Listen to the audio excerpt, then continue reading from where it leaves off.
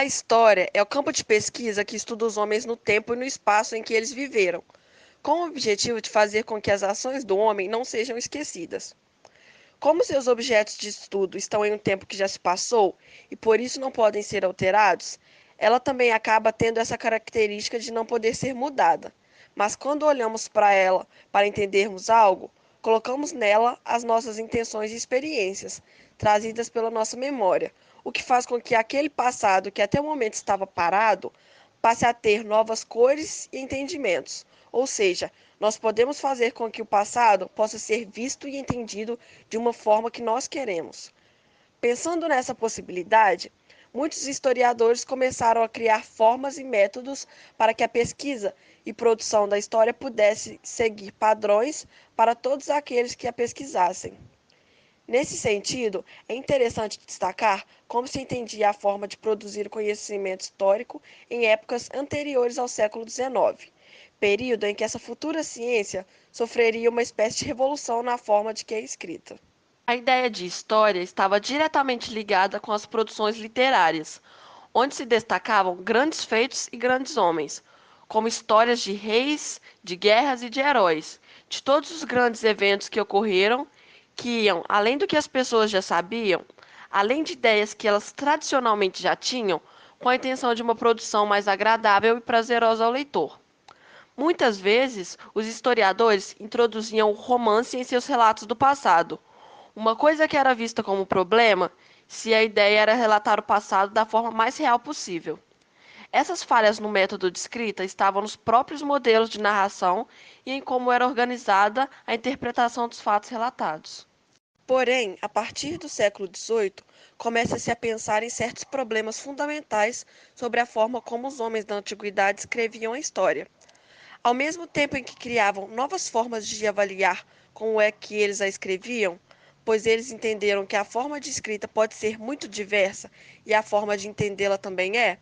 Dessa forma, os pensadores do século XVIII pensaram em normas que rompiam com a forma de escrita utilizada pelos historiadores antigos. Surge, então, a necessidade de haver uma verdade científica, ou seja, escrever algo que possa ser comprovado por meio de documentos, como cartas e textos da época, e de uma narrativa que fosse objetiva e neutra, sem aquele romance que era colocado. O historiador não deve inventar e nem esconder fatos. Precisa descrever de forma direta sobre todas as características em relação à sociedade como um todo, levando em conta as particularidades e diferenças de cada povo ou de cada indivíduo, atento aos costumes, a pequenas características e ao processo que levou àquele fato, e não apenas se prender ao fato de forma isolada. Uma dessas ideias de se escrever a história é a ideia de cor local, no qual basicamente o historiador utilizaria de uma cor para descrever um determinado acontecimento na história.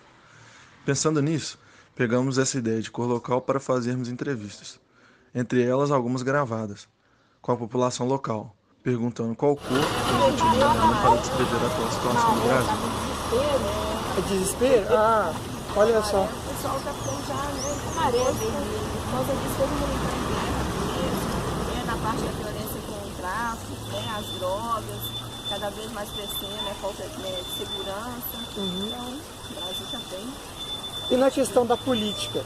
Ah, falar política, pelo amor de Deus. Nossa, Deus, essa política é uma vergonha. Uma vergonha. Dá nem vontade de votar, né, Maria? E que cor que você acha que é melhor representaria a política? Dá tudo, até de luto. Tudo é. Eu escolheria branco. Branco, por quê? Papaz. Certo. Tá errado? Tá certo, tá ótimo, tem que ser. E se fosse, por exemplo, na questão da sociedade, da política, por exemplo? Não. Que cor que você escolheria? Ah, que você escolher que fala de partido da política. Ah, política, porque eu não sou assim, negócio de política, eu sou melhor. Acho que pai é branco também. Branco porque também? É. Por causa da paz? Eu quero paz, porque tá tanta. Aqui eu não sei, que eu não moro aqui. Certo. É muita violência pra onde que eu ando. Muita. Então a gente quer paz, né? Preto, né? Preto. Por que preto? Porque significa luto, nós estamos vivendo um momento difícil. Eu estava até conversando com um colega aqui, professor, e falei para ele, é uma aberração essa questão da lei trabalhista, né? Exatamente. Então, assim, eu considero negro, assim, é uma coisa que ele veio, assim, para... O que ele está fazendo, eu acho que não justifica, nem... Sabe? É uma aberração, para mim é uma aberração. Vermelho, porque com a corrupção aí não vai ter sentado. Estão mantendo a bandeira. Então estaria meio marrom já. Ah, sim, preto, né? Ah, tanta coisa, né? Vermelho, né? Vermelho? Por que vermelho? Ah, violência, né? Corrupção. Roxo, tá pouca vergonha danada, é tristeza. Ah, olha só. Tá vendo? E você, qual cor você escolheria? Uma coisa. Sim, então, certo. Política tá complicada. Pouca vergonha. E tá aí agora pro próximo ano. É o ditado escrito na Bíblia. Maldito o homem que confia na palavra do homem. Você nunca deve confiar na palavra de ninguém. Certo. É, ué. Então você tá vendo uma situação roxa. Um exemplo que eu estou dando, você não avisa. Descendo. Qual você prefere amarrar a corda no pau, numa árvore da natureza de Deus, numa pedra, ou dar para um cara de segurar? Não tem condição. Tem razão. Eu acho que cinza é uma boa para poder descrever. Eu acho que quando eu penso em cinza, eu penso em uma coisa meio nebulosa, um pouco indefinida, e eu acho que combina bem, sabe? Meio triste, assim.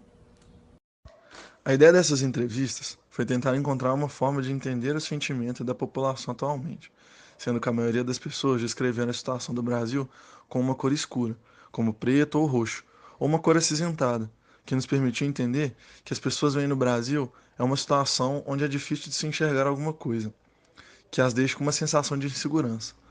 Mas também foi interessante ver que muitas pessoas descreveram a situação como uma cor clara, como o branco, indicando um sentimento de esperança, que entendemos que as pessoas tenham uma certa incerteza no presente, mas tenham esperança para o futuro. Então fica a pergunta: qual cor você escolheria?